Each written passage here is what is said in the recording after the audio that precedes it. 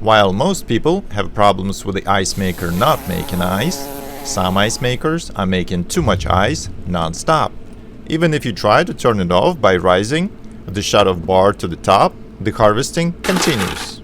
And sometimes the shutoff arm is not even staying up to turn it off, just keeps falling down.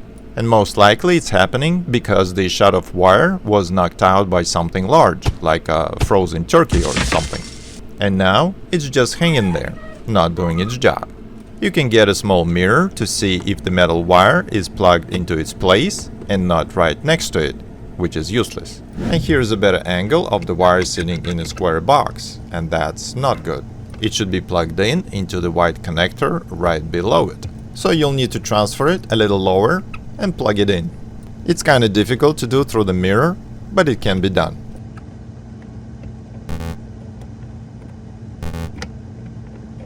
Now, before you apply any pressure to secure it, you need to figure out in what position that steel wire was knocked out.